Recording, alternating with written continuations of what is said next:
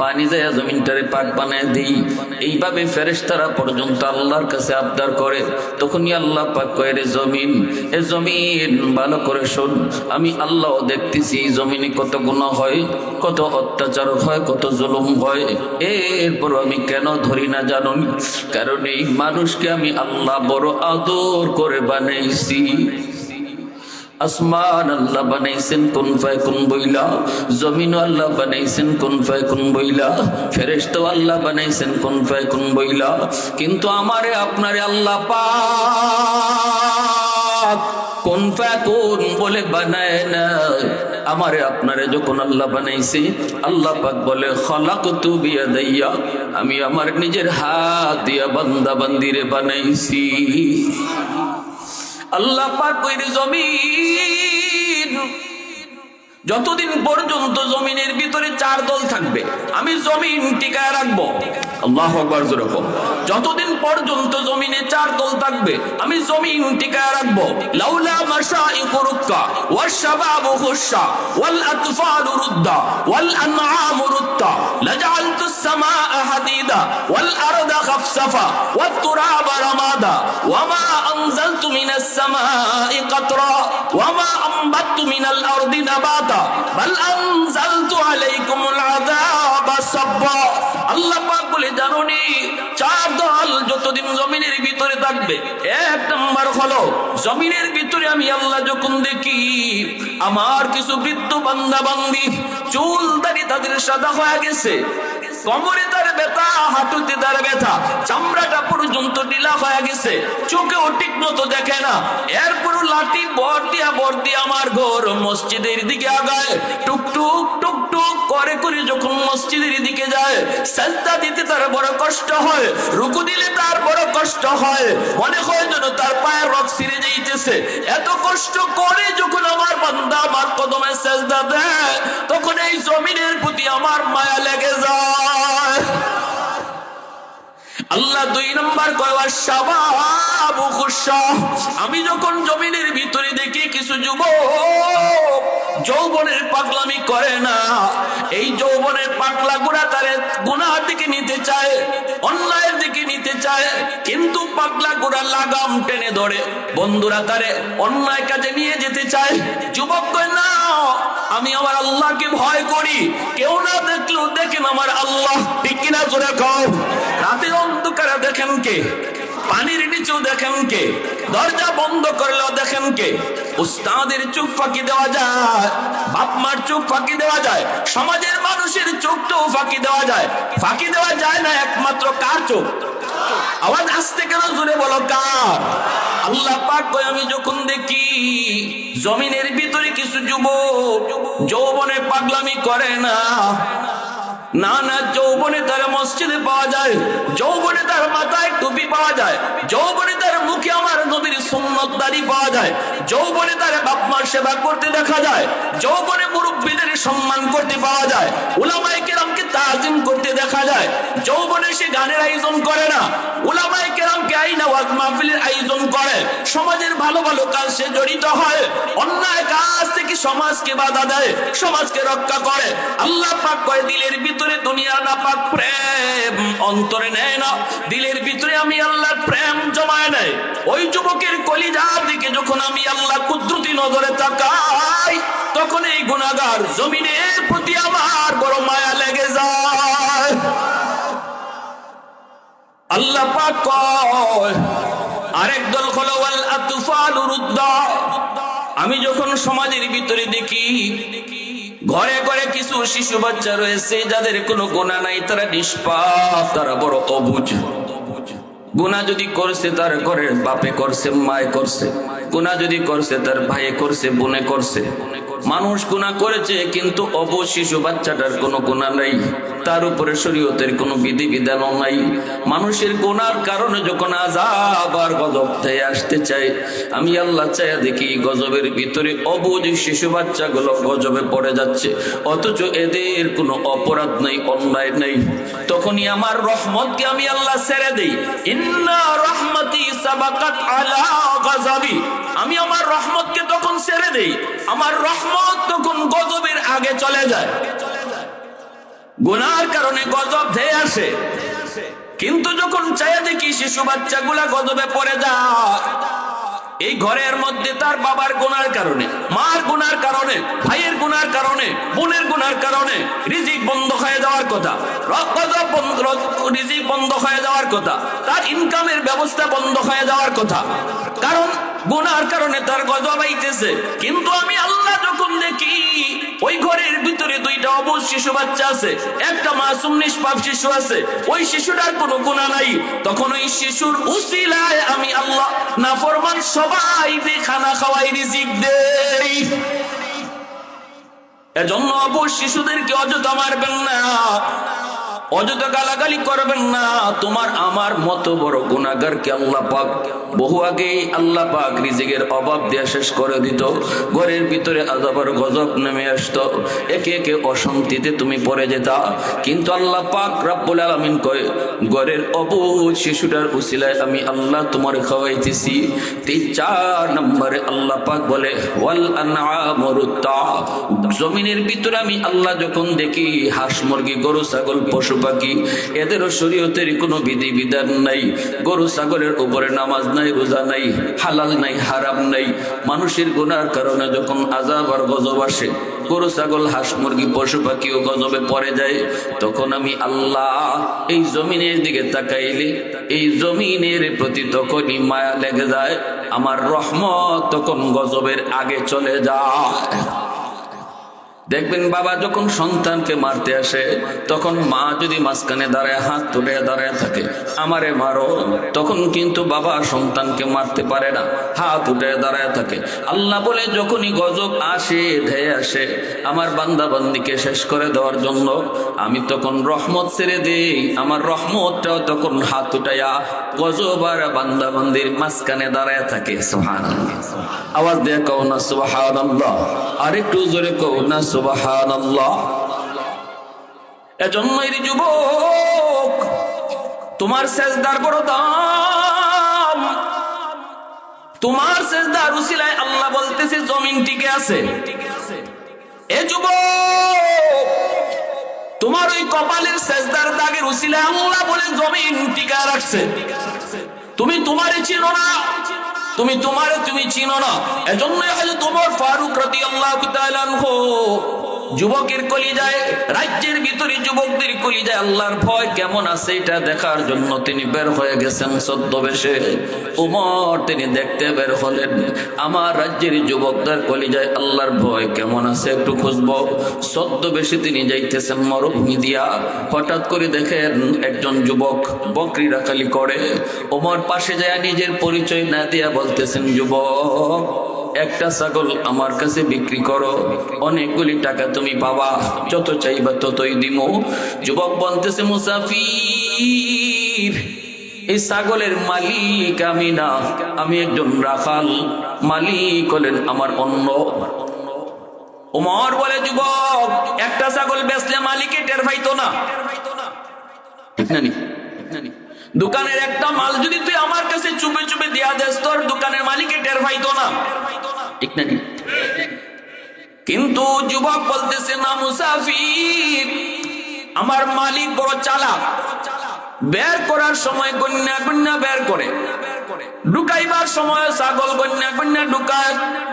একটা ছাগল যদি কম হয় মালিকের কাছে আমি ধরা পড়ে যাব। তখনই হযরত ওমর আরো পরীক্ষা করেন। ওমর তখন পরীক্ষার জন্য বলতেছেন, যুবক একটা ছাগল যদি তোমার মালিকে কম পায়, তখন তুমি কইবা কাদ আকাল্লাহু যিব, বাঘে খেয়ে ফেলেছে। তখন তুমি কইও বাঘে খেয়ে ফেলেছে, একটা ছাগল বাঘে খাইলিছে। তখনই ওই রাখালে ডাক দিয়া কয়, যুবক মুসাফির, আমি যদি এই কথা আমার মালিকরে বলি 100% আমার মালিকে বিশ্বাস করবে, কারণ জীবনে মালিকের সাথে আমি কোনোদিন মিছা কথা কই নাই, কোনোদিন আমি আমানতে খেয়ানত করি নাই। আজ যদি বলি তোমার একটা ছাগল বাঘে খেয়ে ফেলেছে, 100% মালিকে বিশ্বাস করব।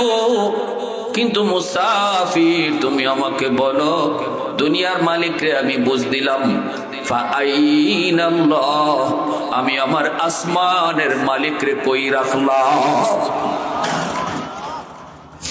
আমি আমার দুনিয়ার মালিককে বুঝ দিয়া দিলাম, কিন্তু ফাআইনাল্লাহ, আমি আমার আসমানের মালিককে কই রাখলাম? এই কথাটা বলা মাত্রই হযরত ওমর দৌড় দিয়া যুবককে বুকে জড়ায়া কান্না শুরু করে দিলেন। আর কান্দে না, বলেন যুবক আমার বুকে আয়, আমি মুসাফির না, আমি অর্ধ জাহানের বাদশা খলিফা উমর। আমি বের হয়েছি, আমার রাজ্যের যুবকের কলিজা আল্লাহর ভয় কি পরিমাণ আছে। কারণ যুবকের সেজদা, যুবকের কলিজা আল্লাহর ভয়ের উসিলায় তো আল্লাহ জমিন টিকায় রাখছে। এখনো সূর্য ওঠে, সূর্য ডুবে, জমিন থেকে এখনো ফসল হয়, ঠিক মতো বৃষ্টি হয়, এখনো আল্লাহ আমাদেরকে বাঁচায় রাখছে। আল্লাহ পাকের নিয়ামতরা যে এখনো বাড়ি দাঁড়ার মতো, নিয়ামতের বাড়ি দ্বারা জমিনে বর্ষিত হয়। এ যুবক, যেই যুবকের সাজদার উসিলায়, যেই যুবকের কলিজা আল্লাহর ভয়ের উসিলায়, সেই পরীক্ষাটা করার জন্য আমি তো এসেছিলাম। তুমি তো 100% পরীক্ষায় পাস করেছো। আল্লাহর দরবারে হাত তুলে কয়, মালিক, এমন যুবক যদি আমি উমরের রাজ্যে থাকে, তাহলে এই দেশ চালাইবার সাহস আছে আমার। আল্লাহু আকবার।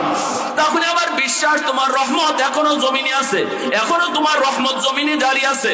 সেই দিন থেকে হযরত ওমর যুবকের ওই কথাটা, ফাআইনাল্লাহ, ফাআইনাল্লাহ, ফাআইনাল্লাহ, আমি আমার আল্লাহরে কই রাখবো, ওই কথাটাকে হযরত ওমর সুবহানাল্লাহ, আলহামদুলিল্লাহ, আল্লাহু আকবার, তাসবিহ আমরা যেইভাবে জপি, এইভাবেই হযরত ওমর যুবকের ওই কথাটা তিনি তাসবিহর মতো জপতেন। ফারুক তেরা নাম সে ইসলাম রহেগা, फारूक तेरा नाम से इस्लाम रहेगा, दुनिया की अदालत में तेरा नाम रहेगा, दुनिया की अदालत में तेरा नाम रहेगा, उस्मान तेरा नाम से इस्लाम रहेगा, दुनिया की सखावत में तेरा नाम रहेगा, दुनिया की सखावत में तेरा नाम रहेगा, हैदार तेरा नाम से इस्लाम रहेगा, दुनिया की शजात में तेरा नाम रहेगा, दुनिया की शजात में तेरा नाम रहेगा, मुआविया तेरा नाम से इस्लाम रहेगा, दुनिया की सियासत में तेरा नाम रहेगा, दुनिया की सियासत में तेरा नाम रहेगा। मुसलमाনের আওয়াজে কও আল্লাহু আকবার। ভাইরা বন্ধুদের জন্য বলতেছিলাম, যৌবনকাল আল্লাহর ওলি হওয়ার বয়স, আল্লাহর ওলি হওয়ার বয়স। যুবকরা সব সময় ন্যায়টা ভালো বোঝে, যুবক সবসময় ন্যায়ের পক্ষেই থাকে। এজন্যই তো আমার রাসূল যখন মক্কায় কালেমার দাওয়াত দেন রে যুবক, তখন নবীকে সবার আগে সহযোগিতা করছে মক্কার যুব সমাজ। মক্কার যুব সমাজ রাসূলকে সবচেয়ে বেশি সহযোগিতা করছে। 39 জন মানুষ মাত্র কালেমা পড়ে মুসলমান হয়েছে। নবীজি কালেমার দাওয়াত দিতেছেন গোপনে গোপনে। উমরের ফয়সালা হয়ে যাবে জাহান্নাম, সে জাহান্নামের দিকেই যাচ্ছে, কিন্তু বারবার শুধু পিছনে তাকাইতেছে, আল্লাহর দিকে চায়। আল্লাহ তারে আটকাবেন।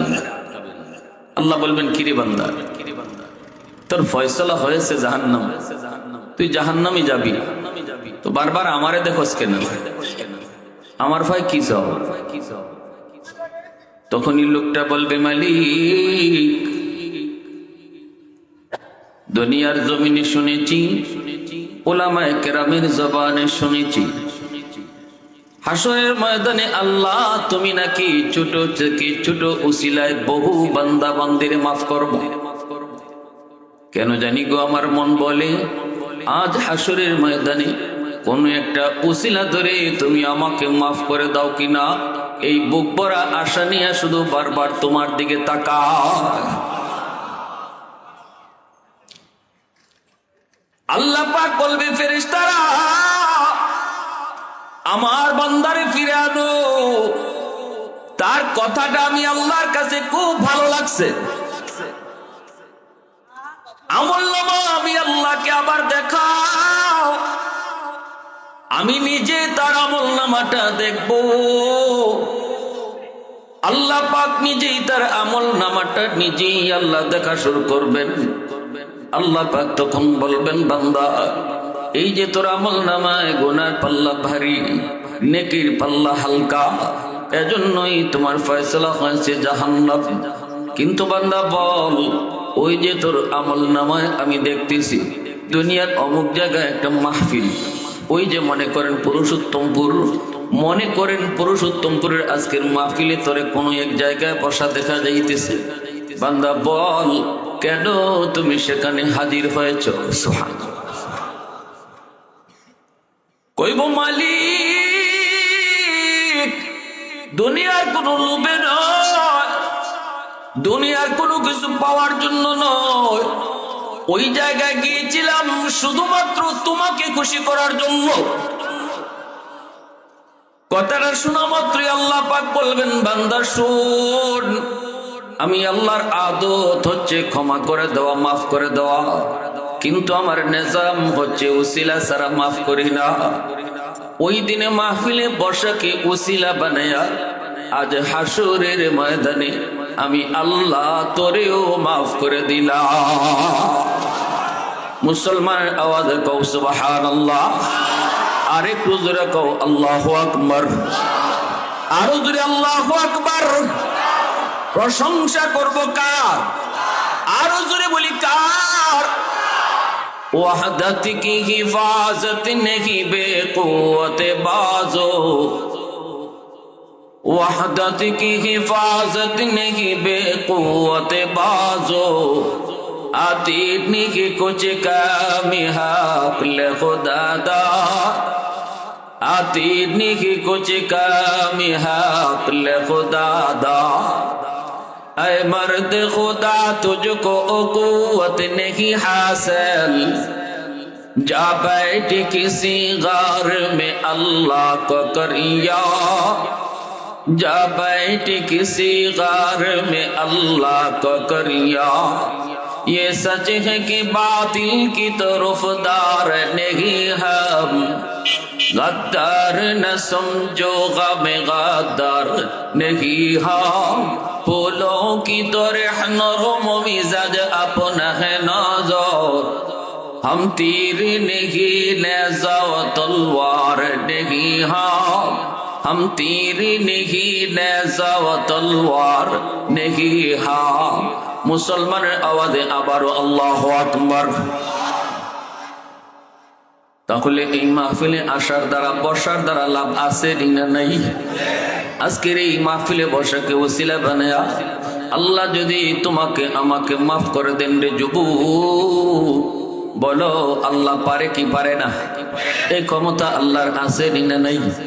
নাকি আল্লাহ কারো কাছে জবাব দেওয়া লাগবে?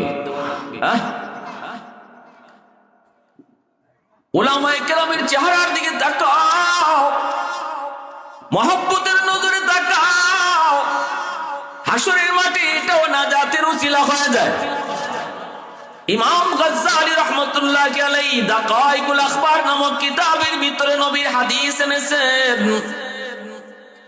হাসরের মাঠে আল্লাহ এমনই তার একজন বান্দারে মাফ করতে চাইবেন, কিন্তু উসিলা আল্লাহ পাইতেছেন না।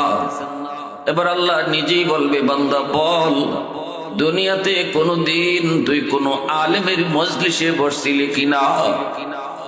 কোনদিন কোন আলেমের মজলিসে বসছিলা কিনা? তুমি একটু উসিলা বের করো, এই উসিলা পাইলো আমি তোরে মাফ করে দিব। কইব না গো মালিক, মনে পড়ে না, মনে পড়ে না। আল্লাহ তখন বলবে, বান্দা বল, দুনিয়াতে এমন কোন দস্তরখানায় তুমি খানা খাইছো নি যেখানে কোনো আলেম ছিল? কই না গো মালিক, তাও মনে পড়ে না। আল্লাহ আবার বলবেন, বান্দা বল, এমন কোন ঘরে তুমি থাকছো কিনা যেই ঘরে আগে কোনো আলেম থাকতো? উসিলা পাইলে আমি তোরে তবুও মাফ করব। কই না গো মালিক, তাও মনে পড়ে না। এইবার আল্লাহ বলবেন, বান্দা বল, বল, তোর কোন সন্তানের নাম, কোন আলেমের নামে নাম রাখছনি? এতটুকু উসিলা পাইলো আমি তোরে মাফ করে দিব। হাসরের ময়দানে সন্তানের নামটাও বাপ মার জন্য নাজাতের উসিলা হয়ে যাবে। উলামায়ে কেরামের নামে সন্তানের নাম বহু মার জন্য বাবার জন্য নাজাতের উসিলা হবে। সন্তানের নামের ব্যাপারে অবহেলা করবেন না, তাড়াহুড়া করবেন না, যেভাবে মন চায় সেভাবে থেকে নাম আনবেন না। আলেম ওলামার পরামর্শ নিয়েন।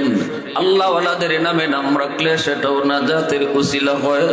ভাইরা বন্ধুরা, আল্লাহ যখন তার এই কথাটা জিজ্ঞেস করবে তখনও কইব না গো মালিক, এমনটাও করি নাই। নাম রাখছে তার খালায়, নাম রাখছে তার নানায়। এইভাবে এমন এমন কথা বলার পরও আল্লাহ কইব বান্দারে, তোরে তো আমি মাফ করতে চাই, কিন্তু আমার নবীর ওয়ারিস উলামায়ে কেরামের সাথে তোর সম্পর্ক কোনোভাবেই তো আমি পাইতেছি না। কোনো এক সূরতেও যদি পাইতাম এই উসিলায় তোরে মাফ করে দিতাম। এজন্যই তো রাসূল কইছে, কুন আলিমান আও মুতাআল্লিমান আও মুহিব্বান আও মুঈনান ফালা তাকুন খামিসা। চার দলের ভিতরে থাকো, দুনিয়া তো সফল, আখিরাত তো সফল। হয় তুমি আলেম হও, নয় তুমি তালেবে ইলম হও, নয় আলেমদেরকে মহব্বত করো, উলামায়ে কেরামকে সহযোগিতা করো। এই চার দলের ভিতরে যে থাকবো, আল্লাহ রাসূল কয় সে দুনিয়া তো সফল, আখিরাত তো সফল। আর উলামায়ে কেরামের প্রতি বিদ্বেষ, আলেমদের প্রতি তার দুশ্মনী, মাদ্রাসার প্রতি তার হিংসা। এমন কোন মানুষ সে যদি নামাজিও হয়, সে যদি দিনদারও হয়, বহুত বড় হাজি আর গাজীও যদি হয়, লক্ষ লক্ষ টাকা মসজিদ মাদ্রাসায় যদি দানও করে, রাইসুল মুফাসসিরিন আব্দুল্লাহ ইবনে আব্বাস রাদিয়াল্লাহু তাআলা আনহু এই উম্মতের ভিতরে যিনি সবচেয়ে বেশি আল্লাহর কালাম বুঝলেন, নবী যারা সার্টিফিকেট দিয়েছেন, আমার উম্মতের ভিতরে আমার চাচাতো ভাই আব্দুল্লাহ চেয়ে কোরআন কেউ বেশি বুঝে নাই, ভবিষ্যতে কেউ বুঝবেও না। আল্লাহু আকবার। সেই রাইসুল মুফাসসিরিন আব্দুল্লাহ ইবনে আব্বাস রাদিয়াল্লাহু তাআলা আনহু বলেন, যদি কেউ কয় মৌলবীদেরকে ভালো লাগে না, মৌলবীদের কথা আমার সহ্য হয় না, উলামায়ে কেরাম দেখলে আমার গা জ্বলে, তিনি বলেন যে বেঈমান হয়ে মরবে। এমনকি তিনি এমনও বলেছেন, যদি আমার কথা তোমাদের বিশ্বাস না হয়, কসম করে বলি, কবর খুদো, কবর খুইদা দেখো, চেহারা তোমরা কিবলামুখী করে রাখছো, কিন্তু কবর খুদলে দেখবা ফেরেশতারা তার চেহারাকে কিবলা থেকে ঘুরায় দিছে। নাউজুবিল্লাহ, জোরে কও, আরো জোরে কও নাউজুবিল্লাহ। কত বড় হুমকি, কত বড় কথা বললেন। এই উম্মতের সবচেয়ে বড় মুফাসসির যিনি ছিলেন, নবীজির বহুত বড় একজন সাহাবী, উম্মতের ভিতরে যিনি সবচেয়ে বেশি কোরআন বুঝলেন, কত বড় কথা তিনি বললেন। এজন্যই কিয়ামতের ময়দানে আল্লাহ পাক ওই মানুষটারে বলবে, বান্দা বল বল, সন্তানের নামটাও কোনো আলেমের নামে নাম রাখছবি, এতটুকু উসিলাও যদি পাই আমি আল্লাহ তোরে মাফ করব। তখনও কয় না গো মালিক, ভুল করেছি। এইবার আল্লাহ পাক শেষমেশ তারে যেই কথাটা বলবেন, আল্লাহ এবার শেষমেশ তারে বলতেছেন, বান্দা এখন একটু দুনিয়াতে এমন কোন তোর বন্ধু ছিল কিনা যেই বন্ধু উলামায়ে কেরামকে ভালোবাসতো? এতক্ষণ পর্যন্ত মালিক শুধু ডাইরেক্ট সম্পর্ক আছে কিনা সেটা প্রমাণ করার চেষ্টা করেছেন, ডাইরেক্ট আলেমদের সাথে তার সম্পর্ক আছে কিনা এটা আল্লাহ বের করার চেষ্টা করেছেন। কিন্তু ডাইরেক্ট যখন পেলেন না, তখন আল্লাহ পাক ইনডাইরেক্ট খুঁজতেছে, ভায়া ধইরা খুঁজতেছে, এমন কোন বন্ধু তোর ছিল কিনা যেই বন্ধু আলেমদেরকে ভালোবাসতো, মাদ্রাসাকে মহব্বত করত, ছাত্র উস্তাদকে বড় ভালোবাসতো, মসজিদের ইমাম মুয়াজ্জিনকে বড় ভালোবাসতো, সমাজের উলামায়ে কেরামকে দাম দিত, সম্মান করত, এমন কোন বন্ধু তোর ছিল কিনা একটু কও। তখনই কয় মালিক মনে পড়েছে। আল্লাহু আকবার করে কও। তখনই কইব মালিক মনে পড়েছে, দুনিয়াতে আমার একজন বন্ধু ছিল, আমার ওই বন্ধুটা ছিল নামাজি, বড় দিনদার, আল্লাহওয়ালা, উলামায়ে কেরামের সাথে সে সম্পর্ক ছিল, আলেমদের সাথেই চলতো, মাদ্রাসা আসা যাওয়া করতো, ছাত্রদের হালত আমারে মাঝে মাঝে শোনাইতো, কখনো কখনো আমি তার কাছেও সাহায্য দিতাম। এজন্য দুনিয়াতে বন্ধু কারে বানাও, এটাও কিন্তু একটা সাবজেক্ট। বন্ধু যদি ভালো হয় এটাও নাজাতের উসিলা হয়। আল্লাহু আকবার জোরে কও। নামাজি দিনদার আল্লাহওয়ালা বন্ধু যদি হয়, সেই বন্ধুত্বটাও নাজাতের উসিলা হয়। মদখোর, গাঞ্জাখোর, ইয়াবাখোর, নেশাখোরের সাথে চলবা, এটাও তোমার জাহান্নামে যাওয়ার উসিলা হবে। ভালোর সাথে চললে ভালো হওয়া যায়, খারাপের সাথে চললে খারাপ হয়। বহু ভালো লোকের সন্তান নষ্ট হয়েছে খারাপের সাথে চলার কারণে, ঠিক কিনা জোরে কন? বাবা ভালো, বংশ ভালো, কিন্তু সন্তান পথ ভ্রষ্ট নষ্ট হয়েছে বন্ধুত্বের কারণে। এজন্য আমার এক উস্তাদ বলতেন, বাবা বন্ধু না, বাবা বন্ধু না, বাবা তোমার বন্ধু না, কও এটা বন্দুক, এটা বন্দুক। কি কইতেন ছাত্র জমানায়?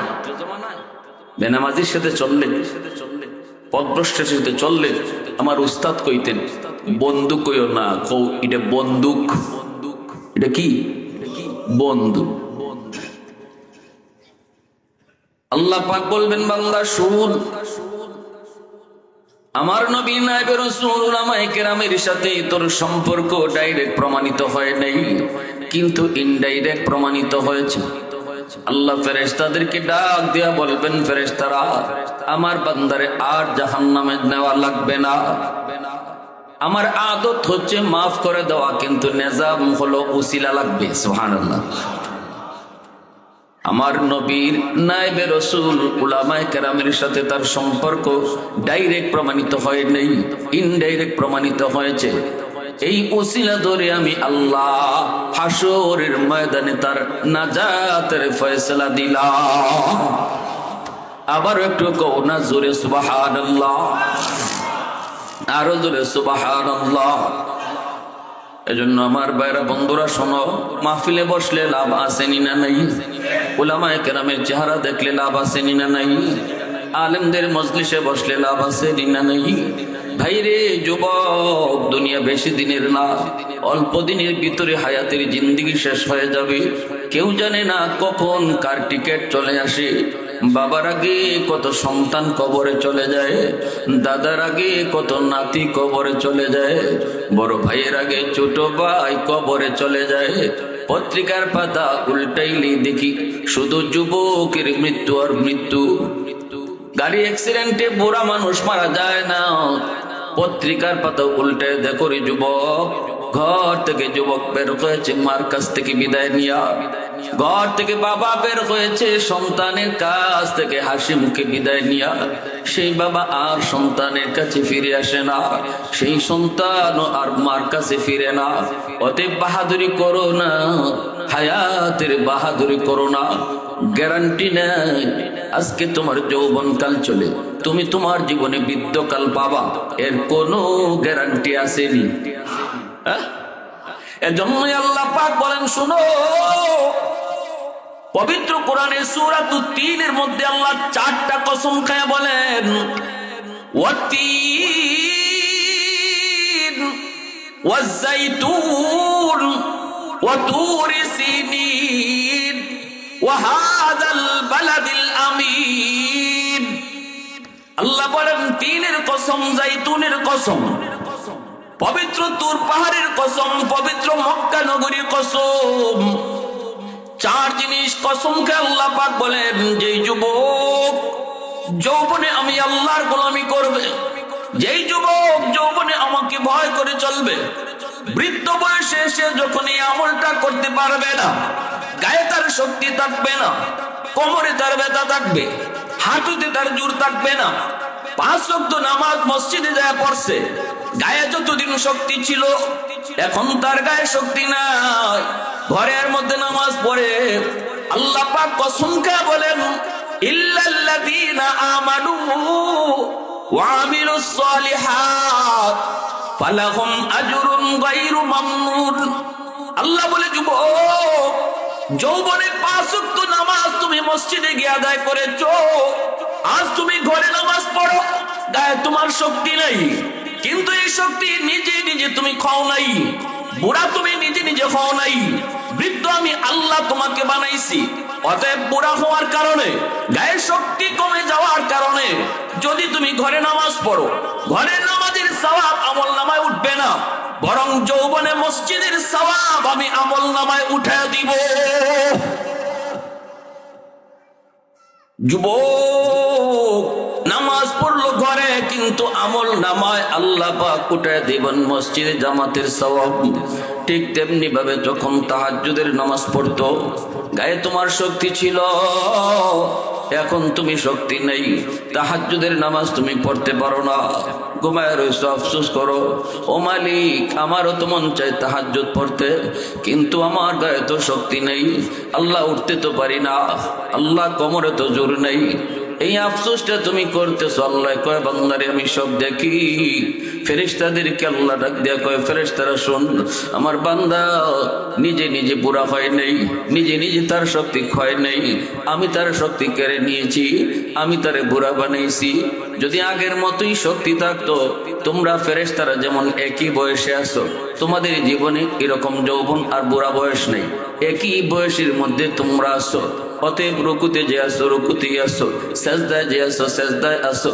আমি যদি আমার বান্দারে তোমাদের মতোই বানাইতাম, তাহলে আজও সে তাহাজ্জুদ পড়তো।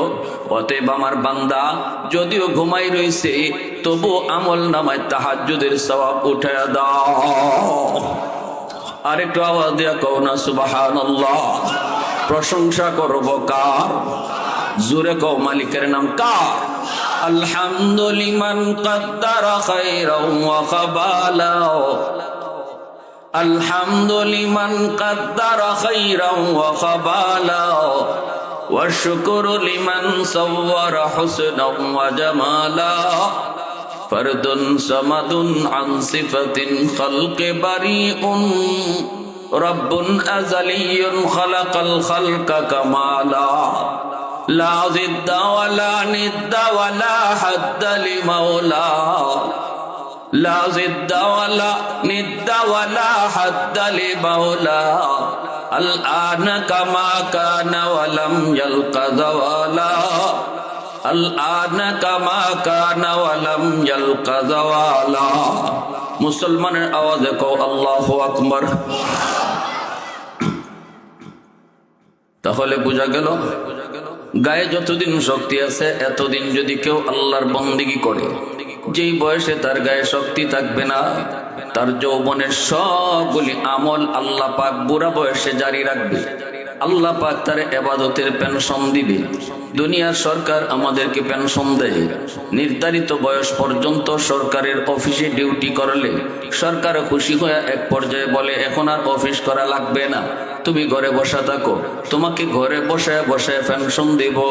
আল্লাহ পাক সকল সরকারের সরকার। আল্লাহ কয় বান্দারে, ও বান্দা শুন, যতদিন তোর গায়ে শক্তি ছিল 100 আমি আল্লাহর বন্দেগী করেছো, যেই বয়সে তোমার গায়ে শক্তি থাকবে না, 50% ইবাদত করলো, আমি আল্লাহ তোমাকে ঘরে বসায় বসায় 100% সওয়াব দান করব। আর একটু জোরে কও সুবহানাল্লাহ। এটা আল্লাহর পক্ষ থেকে ইবাদতের পেনশন। সুবহানাল্লাহ। কার জন্য? কার জন্য? ওই যুবকের জন্য যে যুবক যৌবনে কার গোলামি করছে। চিনি সারানো অনেক যুবক হাজির। এই জমিনে যত আল্লাহর ওলি হয়েছেন, প্রত্যেকে ওলির দফতরের নাম লেখাইছেন যৌবনকালে। পৃথিবীতে যত আল্লাহর ওলি হয়েছেন হবেন, দফতরে নাম উঠছে যৌবনে। কারণ যৌবনের ইবাদত যুবককে ওলি বানায়।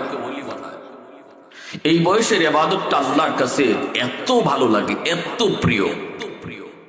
একজন যুবকের সেজদা আর 1000 বুড়া মানুষের সেজদা যদি ওজন দেওয়া হয়, যুবকের সেজদার পাল্লা ভারী হয়ে যায়। রাসূল বলেন, লা ওয়ারআ কাল কাফি আও কামা ক্বালা নবী আলাইহিস সালাম। আল্লাহর রাসূল বলেন, উম্মতের দল, যেই মানুষটার গায়ে শক্তি ছিল গুনাহ করার, সুযোগ ছিল অপরাধ করার, এরপরও যে গুনাহ করে না, আল্লাহর ভয় করে না, সে ওই সময়টাতে ওই বয়সেই সে আল্লাহর ওলি হয়ে যায়। যুবকের সুযোগ ছিল গুনাহ করার, যুবকের সুযোগ ছিল গুনাহ করার, যুবকের গায়ে শক্তিও ছিল গুনাহ করার। ওয়াজ মাহফিলে না বইসা এই সময়টাতে সে অন্যায় করার সুযোগ তার ছিল, রাতের অন্ধকারে বন্ধুদের সাথে চুরি করার সুযোগ তার ছিল, ডাব চুরি করার মতো তার গায়ে শক্তিও ছিল, জিনা করার মতো শক্তিও ছিল। এরপরও যে যুবক কয় না আমি আমার আল্লাহকে ভয় করি, আমি আমার আল্লাহকে ভয় করি, বন্ধু তারে ডাকে ইয়াবা খাওয়ার জন্য, কয় না দোস্ত, অন্ধকারে ইয়াবা খামু, কেউ দেখবে না, দেখবেন আমার আল্লাহ।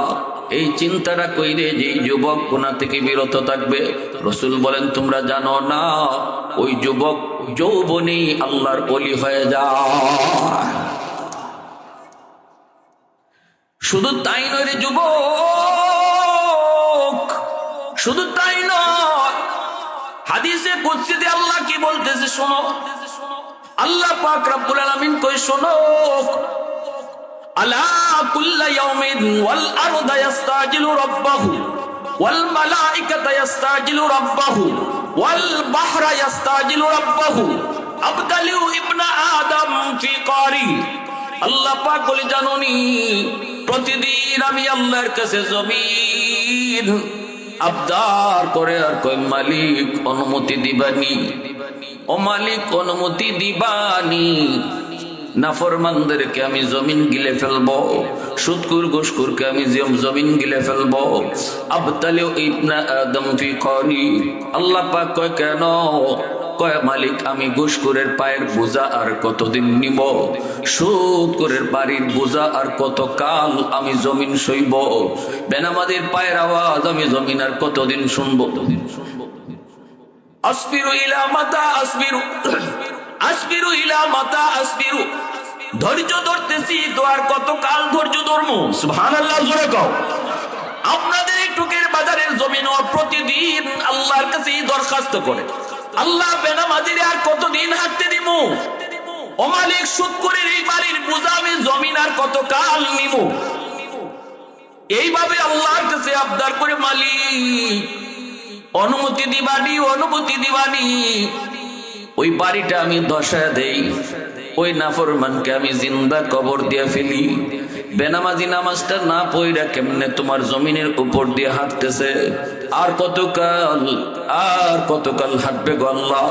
অনুমতি দাও, যেখানে আছে সেখানে আমি জমিন ফেটে যাই, ওরে জিন্দা কবর দিয়ে ফেলি। আল্লাহ কই জানোনি বান্দা বান্দির দল এইভাবে প্রতিদিন কিন্তু পৃথিবীর সকল জমিন আমার কাছে আবদার করে।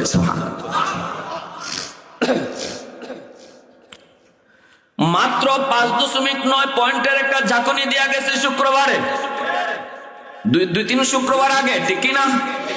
5.9 পয়েন্টের একটা ঝাঁকুনি। এই ঝাঁকুনিতে বাংলাদেশের কি হালত হয়েছে রে যুবক?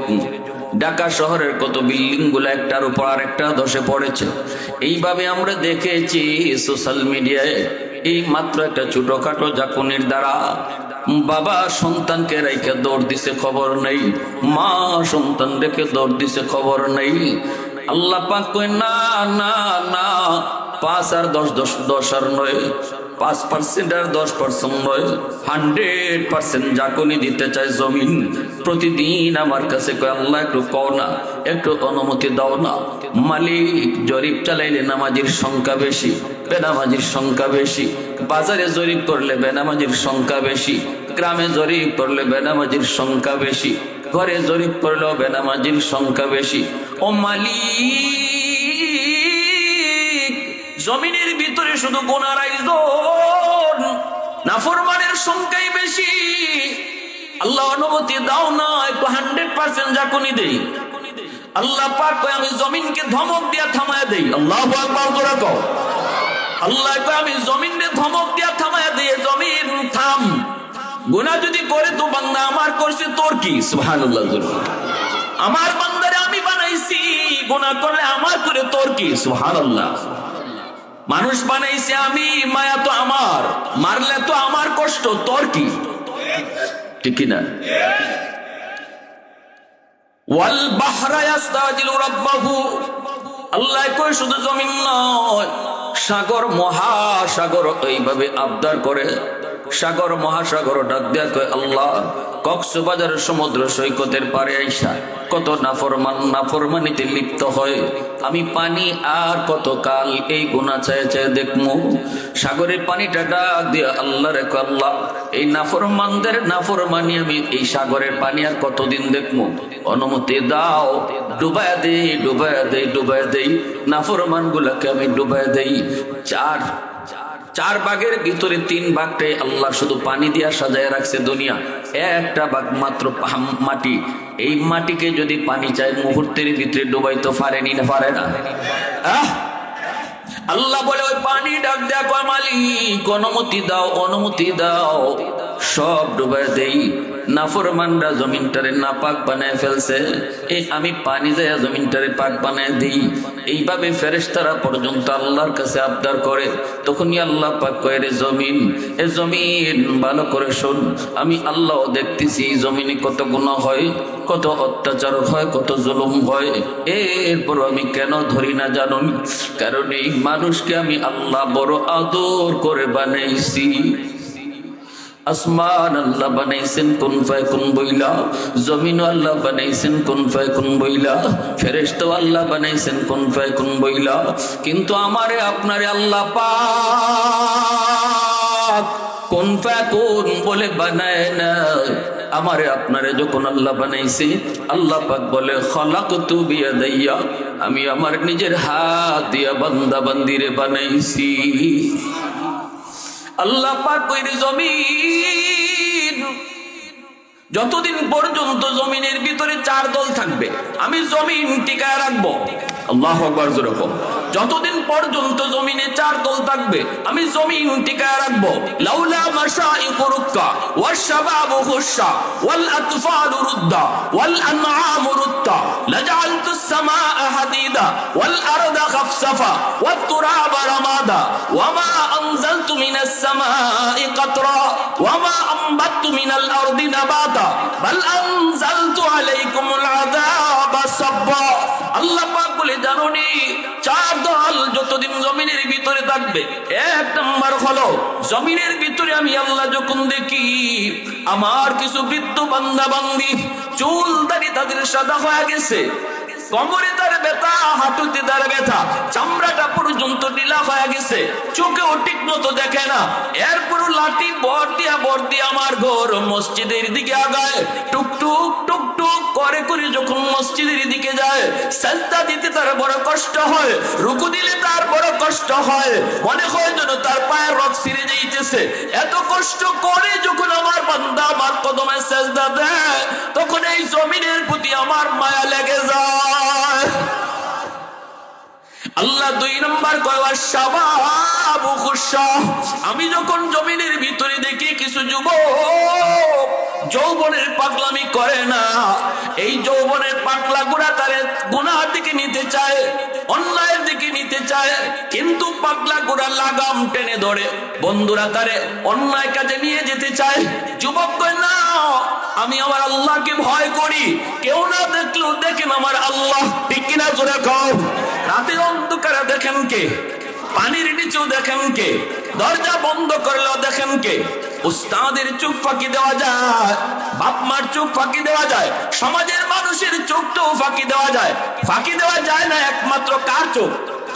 আওয়াজ আসতে কেন, জোরে বলো কার? আল্লাহ পাক কয় আমি যখন দেখি জমিনের ভিতরে কিছু যুবক যৌবনে পাগলামি করে না, না না, যৌবনে তার মসজিদে পাওয়া যায়, যৌবনে তার মাথায় টুপি পাওয়া যায়, যৌবনে তার মুখে আমার নবীর সুন্নত দাড়ি পাওয়া যায়, যৌবনে তার বাপ মার সেবা করতে দেখা যায়, যৌবনে মুরব্বীদের সম্মান করতে পাওয়া যায়, উলামায়ে কেরামকে তাজিম করতে দেখা যায়, যৌবনে সে গানের আয়োজন করে না, উলামায়ে কেরামকে আইন ওয়াজ মাহফিলের আয়োজন করে, সমাজের ভালো ভালো কাজ সে জড়িত হয়, অন্যায় কাজ থেকে সমাজকে বাধা দেয়, সমাজকে রক্ষা করে। আল্লাহ পাক কয় দিলের ভিতরে দুনিয়ার নাপাক প্রেম অন্তরে নেয় না, দিলের ভিতরে আমি আল্লাহর প্রেম জমায় নেয়। ওই যুবকের কলিজার দিকে যখন আমি আল্লাহ কুদরতি নজরে তাকাই, তখন এই গুনাহগার জমিনের প্রতি আমার বড় মায়া লেগে যায়। আল্লাহ পাক কয় আরেক দল হলো ওয়াল আতফালু রুদ্দা, আমি যখন সমাজের ভিতরে দেখি ঘরে ঘরে কিছু শিশু বাচ্চা রয়েছে যাদের কোনো গুনাহ নাই, তারা নিষ্পাপ, তারা বড় অবুঝ। গুনাহ যদি করছে তার ঘরের বাপে করছে, মায়ে করছে, গুনাহ যদি করছে তার ভাইয়ে করছে, বোনে করছে। মানুষ গুনাহ করেছে কিন্তু অবুঝ শিশু বাচ্চাটার কোনো গুনাহ নাই, তার উপরে শরীয়তের কোনো বিধি বিধানও নাই। মানুষের গুনার কারণে যখন আযাব আর গজব ধেয়ে আসতে চায়, আমি আল্লাহ চাই দেখি গজবের ভিতরে অবুঝ শিশু বাচ্চাগুলো গজবে পড়ে যাচ্ছে, অথচ এদের কোনো অপরাধ নেই, অন্যায় নেই। তখনই আমার রহমতকে আমি আল্লাহ ছেড়ে দেই। ইন্না রাহমাতি সাবাকাত আলা গাযাবি, আমি আমার রহমতকে তখন ছেড়ে দেই। আমার রহমত তখন গজবের আগে চলে যায়। গুনার কারণে গজব ধেয়ে আসে, কিন্তু যখন চাইয়া দেখি শিশু বাচ্চাগুলা গজবে পড়ে যায়, এই ঘরের মধ্যে তার বাবার গুনার কারণে, মার গুনার কারণে, ভাইয়ের গুনার কারণে, বোনের গুনার কারণে রিজিক বন্ধ হয়ে যাওয়ার কথা, রিজিক বন্ধ হয়ে যাওয়ার কথা, তার ইনকামের ব্যবস্থা বন্ধ হয়ে যাওয়ার কথা, কারণ গুনার কারণে তার গজব আইতেছে। কিন্তু আমি আল্লাহ যখন দেখি ওই ঘরের ভিতরে দুইটা অবুঝ শিশু বাচ্চা আছে, একটা মাসুম নিষ্পাপ শিশু আছে, ওই শিশুটার কোনো গুনাহ নাই, তখন ওই শিশুর উসিলায় আমি আল্লাহ নাফরমান সবাইকে খানা খাওয়াই, রিজিক দেই। এজন্য অবুঝ শিশুদেরকে অযথা মারবেন না, অযথা গালাগালি করবেন না। তোমার আমার মতো বড় গুনাহগারকে আল্লাহ পাক বহু আগে আল্লাহ পাক রিজিকের অভাব দিয়ে শেষ করে দিত, ঘরের ভিতরে আযাবের গজব নেমে আসতো, একে একে অশান্তিতে তুমি পড়ে যেতা। কিন্তু আল্লাহ পাক রব্বুল আলামিন কয়, ঘরের অবুঝ শিশুটার উসিলায় আমি আল্লাহ তোমার খাওয়াইতেছি। 4 নম্বরে আল্লাহ পাক বলে ওয়াল আনআমুরুত্তা, জমিনের ভিতরে আমি আল্লাহ যখন দেখি হাঁস মুরগি গরু ছাগল পশু পাখি, এদেরও শরীয়তের কোনো বিধি বিধান নাই। গরু ছাগলের উপরে নামাজ নাই, রোজা নাই, হালাল নাই, হারাম নাই। মানুষের গুনার কারণে যখন আযাব আর গজব আসে, গরু ছাগল হাঁস মুরগি পশু পাখিও গজবে পড়ে যায়, তখন আমি আল্লাহ এই জমিনের দিকে তাকাইলে এই জমিনের প্রতি তখনই মায়া লেগে যায়, আমার রহমত তখন গজবের আগে চলে যায়। দেখবেন বাবা যখন সন্তানকে মারতে আসে, তখন মা যদি মাঝখানে দাঁড়ায় হাত তুলে দাঁড়ায় থাকে, আমারে মারো, তখন কিন্তু বাবা সন্তানকে মারতে পারে না, হাত উঠে দাঁড়ায় থাকে। আল্লাহ বলে যখনই গজব আসে, ধেয়ে আসে, আমার বান্দা বান্দিকে শেষ করে দেওয়ার জন্য আমি তখন রহমত ছেড়ে দেই। আমার রহমতটাও তখন হাত উঠাইয়া গজব আর বান্দা বান্দির মাঝখানে দাঁড়ায় থাকে। সুবহানাল্লাহ, আওয়াজ দিয়ে কও না সুবহানাল্লাহ, আরেকটু জোরে কও না সুবহানাল্লাহ। এজন্যই যুবক, তোমার সেজদার বড় দাম, তোমার সেজদার উসিলায় আল্লাহ বলতেছে জমিন টিকে আছে। এ যুবক, তোমার ওই কপালের সেজদার দাগের উসিলায় আল্লাহ বলে জমিন টিকা রাখছে। তুমি তোমারে চিনো না, তুমি চিনো না। এজন্য হযরত ওমর ফারুক রাদিয়াল্লাহু তাআলা আনহু যুবকের কলিজায়, রাজ্যের ভিতরে যুবকদের কলিজায় আল্লাহর ভয় কেমন আছে এটা দেখার জন্য তিনি বের হয়ে গেছেন ছদ্মবেশে। ওমর তিনি দেখতে বের হলেন, আমার রাজ্যের যুবকদের কলিজায় আল্লাহর ভয় কেমন আছে একটু খুঁজবো। ছদ্মবেশে তিনি যাইতেছেন মরুভূমি দিয়া, হঠাৎ করে দেখেন একজন যুবক বকরি রাখালি করে। ওমর পাশে যায় নিজের পরিচয় না দিয়া বলতেছেন, যুবক একটা ছাগল আমার কাছে বিক্রি করো, অনেকগুলি টাকা তুমি পাবা, যত চাইবা ততই দিমু। যুবক বলতেছে, মুসাফির, এই ছাগলের মালিক আমি না, আমি একজন রাখাল, মালিক হলেন আমার অন্য। ওমর বলে, যুবক একটা ছাগল বেচলে মালিকে টের পাইতো না, ঠিক না? দোকানের একটা মাল যদি তুই আমার কাছে চুপে চুপে দিয়া দেস, তোর দোকানের মালিকে টের পাইতো না, ঠিক না? কিন্তু যুবক বলতেছে, না মুসাফির, আমার মালিক বড় চালাক, বের করার সময় গন্যা গন্যা বের করে, ঢুকাইবার সময় ছাগল গন্যা গন্যা ঢুকায়। একটা ছাগল যদি কম হয় মালিকের কাছে আমি ধরা পড়ে যাব। তখনই হযরত ওমর আরো পরীক্ষা করেন। ওমর তখন পরীক্ষার জন্য বলতেছেন, যুবক, একটা ছাগল যদি তোমার মালিকে কম পায় তখন তুমি কইবা কাদ আকাল্লাহু যিব, বাঘে খেয়ে ফেলেছে। তখন তুমি কইও বাঘে খেয়ে ফেলেছে। একটা ছাগল বাঘে খেয়ে লিছে, তখনই ওই রাখালে ডাক দিয়া কয়, যুবক মুসাফির, আমি যদি এই কথা আমার মালিকরে বলি 100% আমার মালিকে বিশ্বাস করবে। কারণ জীবনে মালিকের সাথে আমি কোনোদিন মিছা কথা কই নাই, কোনোদিন আমি আমানতে খেয়ানত করি নাই। আজ যদি বলি তোমার একটা ছাগল বাঘে খেয়ে ফেলেছে, 100% মালিকে বিশ্বাস করব। কিন্তু মুসাফির, তুমি আমাকে বলো দুনিয়ার মালিকরে আমি বুঝ দিলাম, ফাআইনাল্লাহ, আমি আমার আসমানের মালিকরে কই রাখলাম? আমি আমার দুনিয়ার মালিকরে বুঝ দিয়া দিলাম, কিন্তু ফাআইনাল্লাহ,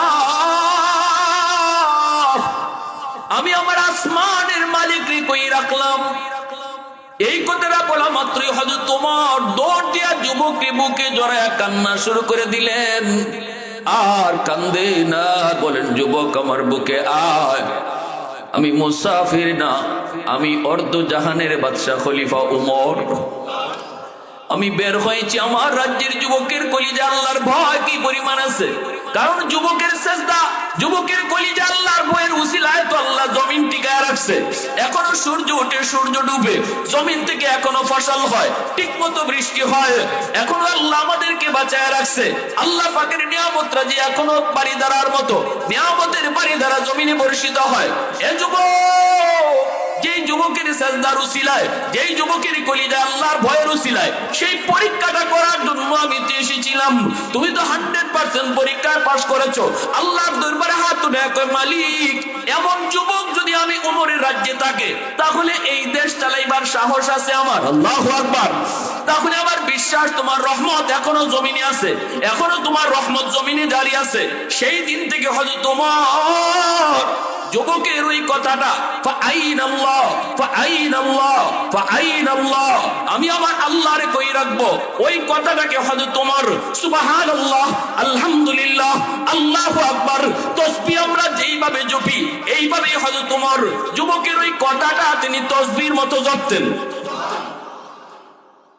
ফারুক তেরা নাম সে ইসলাম রহেগা, फारूक तेरा नाम से इस्लाम रहेगा, दुनिया की अदालत में तेरा नाम रहेगा, दुनिया की अदालत में तेरा नाम रहेगा, उस्मान तेरा नाम से इस्लाम रहेगा, दुनिया की सखावत में तेरा नाम रहेगा, दुनिया की सखावत में तेरा नाम रहेगा, हैदार तेरा नाम से इस्लाम रहेगा, दुनिया की शजात में तेरा नाम रहेगा, दुनिया की शजात में तेरा नाम रहेगा, मुआविया तेरा नाम से इस्लाम रहेगा, दुनिया की सियासत में तेरा नाम रहेगा, दुनिया की सियासत में तेरा नाम रहेगा। मुसलमाনের আওয়াজে কও আল্লাহু আকবার।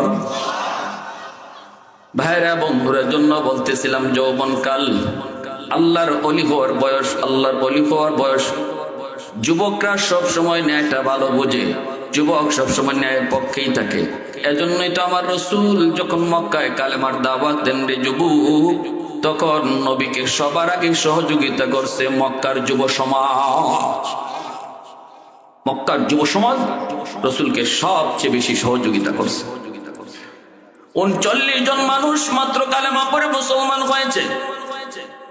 নবীজি কালেমার দাওয়াত দিতেছেন গোপনে গোপনে। উমর দারুন নাদওয়া নামক পার্লামেন্ট থেকে উমরকে আবু জাহেল পাঠিয়ে দিল। উমর মক্কার তখন টাটকা যুবক, আমিরে হামজা টাটকা যুবক। উমর দারুন নাদওয়া নামক পার্লামেন্টে আজকের স্পিকার হলো ইবলিস, সংসদ নেতা হলো আবু জাহেল। এজেন্ডা হলো একটা, মুহাম্মদকে কি করা যায়। বাপদাদার ধর্ম বাদ দিয়ে নতুন ধর্মের দাওয়াত দেয়। মুহাম্মদের ব্যাপারে ফয়সালা এক বাক্যে রায় হয়ে গেল, মুহাম্মদকে হত্যা করো। নাউজুবিল্লাহ। ইবলিস সভাপতির চেয়ারে বসা, ইবলিসের রায় দিয়া দিছে, কয় হত্যা করো, হত্যা, আর কোনো অপশন নাই। কে করবে মুহাম্মদকে হত্যা? কে মুহাম্মদ রাসূলুল্লাহর কল্যাণ আনবে? কে দাঁড়াবে? কে এই কামটা করবে? হযরত ওমর তখনও কালেমা পড়ে মুসলমান হন নাই। ওমর তলোয়ার উঁচু করে দাঁড়ায় গেছেন, আমি কল্যাণ আনবো। নাউজুবিল্লাহ। আবু জাহেল কয়, ওমর এটা তোমার দ্বারাই সম্ভব। আমিও মনে মনে তোমার কথাই ভাবছিলাম। আয় বেটা বুকে আয়, যা মুহাম্মদের কল্যাণ নিয়ে আসো। তোমাকে ফুলের মালা গলায় পরাবো, লাল গালিচার সংবর্ধনা দিব, মক্কার রাজপথে তোমাকে নিয়ে বিজয় মিছিল করব। ওমর তলোয়ার নিয়ে তিনি বের হয়ে গেছেন। রাস্তায় তিনি খবর পাইলেন বোন বগ্নিপতি দুজন কালেমা পড়েছে। নবীজির দরবারে না গিয়া বোনের বাড়িতে হাজির, দরজা লাগানো। কাছে গিয়া ডাক দিয়েই শোনেন ঘরের ভিতরে কোরআন তেলাওয়াতের আওয়াজ। উস্তাদ কোরআন পড়াইতেছেন দুজন নতুন মুসলমানকে। ডাকটা শোনা মাত্রই উস্তাদজি ডরায়া তিনি খাটের নিচে, বোন দরজাটা কইলা দিছে। দুইকেই কোনো কথা নাই, ভগ্নিপতির মায়ের শুরু করলেন। কারণ ওমর খুব গরম, ওমরের মিজাজ মর্জিও খুব গরম। ভগ্নিপতির মায়ের শুরু করলেন, মারতে মারতে রক্ত বের হয়ে যাইতেছে।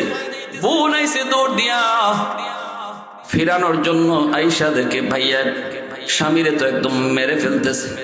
ফিরাইতে গেলেন, বোনকে এমন জোরে আঘাত করলেন, বোনটাও দূরে গিয়া পড়ছে। বোনের মাথা থেকে রক্ত বের হয়ে গেছে। রক্তটা হাতে নিয়ে বোন ওমরের সামনে এসে ডাক দিয়া কয়, ভাইয়া এই রক্তটা চিনুনি?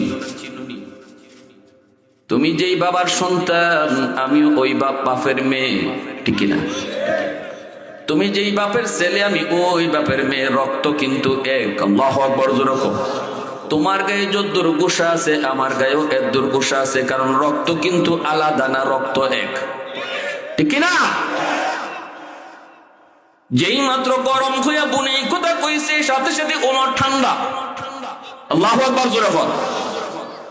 তুমি যেই বাপের ছেলে, আমি এই বাপের মেয়ে, রক্ত তোমার গায়ে যেটা, আমার গায়ে ওইটা, রাগ তোমার যদ্দুর, আমার অদ্দুর। শোনা মাত্রই ওমর ঠান্ডা হয়ে গেলেন। এইবার উমর বলতেছে, তোমরা কি জানি পড়ছিল, আমার একটু শোনাইবা। এমনি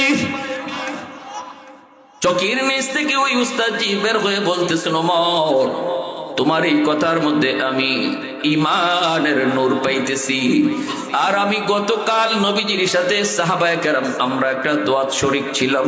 নবীজি আল্লাহর কাছে দোয়া করেছিলেন, আল্লাহ মাত্র আমরা 39 জন মানুষ কালেমা পড়ে মুসলমান হয়েছে, লুকায় লুকায় কালেমার দাওয়াত দিতে হয়, এখনো আমাদের কোনো শক্তি হয় নাই গো আল্লাহ।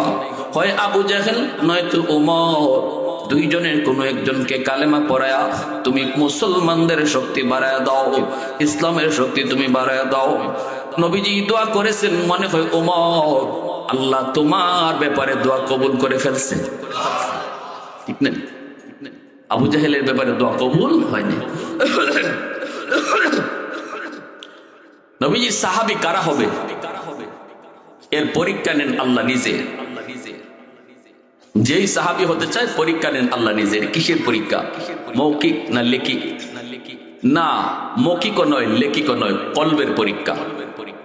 আল্লাহ কলবের পরীক্ষা নেন। কে নেন? যারে দেখা যায় না। কোন জিনিসের পরীক্ষা নেন? যেটা দেখা যায় না। যেরকম সুবহানাল্লাহ, আল্লাহ কলবের পরীক্ষা নেন। উলাইকাল্লাযীনা ইমতাহানাল্লাহু কুলুবাহুম লিত্তাকওয়া। আল্লাহ পরিষ্কার বলছেন, আমার নবীর সাহাবী কারা হবে, কারা হতে চাও, আসো আমি আল্লাহ পরীক্ষা নিব। সেই পরীক্ষা হবে তোমার কলবের, তোমার দিলের ভিতরে কি পরিমাণ আমার নবীর প্রতি ইশক আছে, ভালোবাসা আছে, কি পরিমাণ সত্যকে খুঁজে বের করার মতো আগ্রহ আছে। এটা আমি দিলের হালত বুঝিয়ে তোমাকে নবীর সাহাবী বানাবো। দাখিলা নেন রসুল, আর সেই দাখিলায় আবু জাহেল ফেল করেছে। আল্লাহ দাখিলা নেন, পরীক্ষা নেন আল্লাহ, সেই পরীক্ষা আবু জাহেল ফেল করেছে আর ওমর পাশ করেছে। আবু জাহেল জানতো রসুল সত্য নবী, এরপরও মানত না। আর হযরত ওমর জানতেনই না, যে রসুল যে সত্য নবী, এটাই বেশ কম। এজন্য আল্লাহ আবু জাহেলকে কবুল করে নাই, কবুল করছে হযরত উমরকে। অসুবিধা হইতেছে আপনাদের? উমরকে নিয়ে রওনা দিলেন। কোরআনের তেলাওয়াত শোনার পরে উমরের চেঞ্জ। উমর ডাক দিয়ে বলতেছে, আমাকে নবীর দরবারে নিয়ে যাও। নবীজির দরবারে নিয়ে আসা হলো। এইদিকে সাহাবায়ে কেরাম নবীজির ডানে বামে দাঁড়ানো, সবাই খবর পেয়ে গেছেন উমর দারওয়ান নাদওয়া নামক পার্লামেন্ট থেকে আবু জাহেলের কথায় তলোয়ার নিয়ে বের হয়েছে নবীজির কল্লা মুবারক নেওয়ার জন্য। সাহাবায়ে কেরাম যারা ছিলেন অল্প অল্প, সবাই কিন্তু নবীর ডানে বামে দাঁড়ায় গেছেন। এইদিকে দেখা যায় উমর তলোয়ার নিয়ে আসতেছে, সাথে কে আছে? নবীজির নতুন নতুন মুসলমান যারা ছিল, উমরের বোন ভগ্নিপতি আর ওই উস্তাদজি। এইদিকে উমরের হাতে খোলা তলোয়ার দেখে সাহাবায়ে কেরাম বলতেছে, নবী গো, উমরকে আটকানো দরকার। রসুল মুস্কি হাইসা কয়, আটকানো লাগবে না। আবার আসতে কেন মিয়া, জোরে কন্যা সুবহানাল্লাহ। নবীজি কয়, উমরকে আটকানো লাগবে না, আমার কাছে আসতে দাও। সাহাবায়ে কেরাম কিছুই বুঝতেছেন না, বিপদ, কঠিন থেকে কঠিন বিপদ। নবীজি বলেন, তোমরা সরো, আমার উমরকে আমার কাছে আসতে দাও। আমিরে হামজা তিনি দাঁড়ায় আছেন নবীজির পাশে, নবীর আপন চাচা বীর বাহাদুর তিনি দাঁড়ায় আছেন। উমরকে আটকানোর জন্য আমিরে হামজা দরকার। সুবহানাল্লাহ জোরে বলেন। নবীজি বলতেছে, চাচা একটু সরেন, উমরকে আসতে দেন। আল্লাহু আকবার। ওমর নবীজির কাছে আসলেন, হাতের তলোয়ার, খোলা তলোয়ার নবীজির পায়ের নিচে রাইখা বলতেছে, নবী গো, বের হয়েছিলাম এই তলোয়ার দিয়ে আপনার মাথা মোবারক নেওয়ার জন্য। এখন আমি ওমর আমার মাথা আপনার কাছে দিয়া দিলাম। আপনি যে ভাই মন চায় এ ভাই আমারে কাটেন। সুবহানাল্লাহ জোরে কও, আরো জোরে কও না সুবহানাল্লাহ। আল্লাহু আকবার। তো দিল মে তো আতা কে সমঝ মে नहीं आता, तो दिल में तो आता है समझ में नहीं आता, बस जान लिया मैं तेरी पहचान यही है। उल्फत में बराबर के वफा हो के जफा हो, हर चीज में लज्जत है अगर दिल में मजा हो। एक चश्मे ज़दन गाफिल नज़ा शाह नबाशी, शायद की निगाहे कुनदा गाह नबशी, शायद की निगाहे कुनदा गाह नबशी। এ যুবক, তোমার মতো একজন যুবকের কাহিনী শোনাইতেছি, শোনো। একজন যুবকের দ্বারা মক্কার চিত্র পাল্টায় গেছে। আল্লাহু আকবার জোরে কও। কালেমা পড়ে মুসলমান হলেন, তাকবীরের আওয়াজ হলো, আকাশের ফেরেশতারা পর্যন্ত তাকবীর উঠাইলো। ওমরের ইসলাম গ্রহণের সময় আকাশের ফেরেশতারাও তাকবীর দিছে। ওমর কালেমা পড়ে মুসলমান হয়েই বলতেছে, নবী গো, নামাজ আপনার কই পড়তে মন চায়? রসুল কয়, নামাজ পড়তে তো মন চায় আল্লাহর ঘর খানায় কাবার সামনে, এখন তো ঘরে লুকায় লুকায় পড়ি। ওমর বলে, না গো নবী, আর লুকায় লুকায় নামাজ নয়, আজ থেকে নামাজ হবে প্রকাশ্যে খানায় কাবার সামনে। খানায় কাবার সামনে ওমর নামাজ আদায় করেন। মক্কার কাফেররা চেয়ে দেখে কারো কোনো সাহস নাই। আল্লাহু আকবার। রাসূলকে নিয়ে নামাজ পড়েন। রাসূল উপাধি দিলেন আনতা ফারিকু বাইনাল হাক্কি ওয়াল বাতিল। ওই দিন থেকে ওমরের উপাধি হয়ে গেল ফারুক আযম।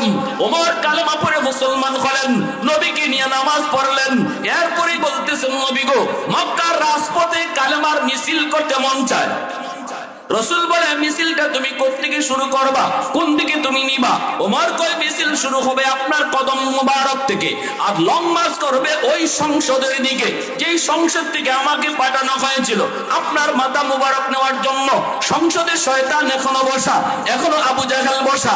আমি আপনার মাথা নিয়ে যাব ওই সংসদের দিকে, কালেমার মিছিল নিয়ে যেতে চাই। নবীজি কয়, ঠিক আছে, অনুমতি দিয়া দিলাম। এই দিন কালেমার পতাকা ওমরের হাতে, কালেমার মিছিল শুরু হয়ে গেল মক্কার রাজপথে। ওমরকে নিয়ে 40 জন মুসলমান, ওমর হলেন 40 নম্বর মুসলমান। 40 জনের কাফেলা মিছিল শুরু হলো মক্কার রাজপথে। এই দিকে সংসদ ভবনের কাছাকাছি যাওয়া মাত্রই আবু জাহেল মিছিলের আওয়াজ শুই না, ডাক দিয়া কয়, কি রে বাহিরে আওয়াজ শোনা যায় কেন এত? একটু চায় চায় দেখতো, একটুনি চায় আয়া কয়, উস্তাদ জি খবর বড় খারাপ। কয় কিসের খবর? কয় কালেমার মিছিল। কে মিছিল নিয়ে আইছে? কয় উমরে মিছিল নিয়ে আইছে। কও কি তুমি উমরে না মুহাম্মদের কল্লা আনার কথা? কয় না নেতা, মিছিলের নমুনায় কয় উমর আইতেছে আপনার কল্লা নেওয়ার লাগি। আবু জাহেল কয় দেখি সভাপতি সাহেব আসেনি, ছায়া দেখে চেয়ার খালি। সভাপতি ছিল মিস্টার ইবলিস, কারণ ইবলিস উমরের নাম শুনলে এই দ্বারে পারো থাকে না। এই রাস্তা দিয়ে ওমর আইতেছেন, এই রাস্তা দিয়ে ইবলিস ঢুকেওই না, কারণ ওমরের হাতের তলোয়ার থেকে খোলা। কোন সময় ইবলিস বাটে পড়ে হেল এই চিন্তাও তো আছে, ঠিক না? এজন্য রসুল বলে সবার সাথে শয়তান থাকে, আমার উমরের লগে থাকে না। সাহাবীরা জিজ্ঞেসেন ইয়া রাসূলুল্লাহ আপনার সাথে কি শয়তান থাকে? রাসূল কোন আমার লগেও থাকে, তবে আমারটা কালেমা পড়ে মুসলমান হয়ে গেছে। আমারটা আমারে চালায় না, আমার কথাই চলে। আর তোমরার লগে যেটা আছে এটা খালি তোমরা চালায় সারাদিন। কিন্তু আমার উমরের সাথে শয়তান থাকেই না। যেরকম না সুবহানাল্লাহ। নবীজি একদিন এক জায়গায় খাড়াই দিয়েছেন, হযরত ওমর আইতেছেন, রাসূল একটু অপেক্ষায়। নবীজির পাশে এক মহিলা ডুল বাজায়। আল্লাহ রসুলের দেখকেও ডুল বাজানি বন্ধ করে না, রসুল খালি মুস্কি আসে। রসুল কিছু কইন না, নবীরে দেখছে, এরপরও সাহস কি যা ডুল বাজাইতেছে। হযরত ওমর আইসুন এটা দেখা মাত্রই সাথে সাথে ডুল রে কাফের তলে হারাই দিছে। তা আল্লাহ রসুল হযরত ওমরকে দেখকে একটু মুস্কি আসেন। হযরত ওমর কোন রাসূলুল্লাহ হাসেন কেন? রসুল কোন হাসতেছি বেটির খান্ড দিকে।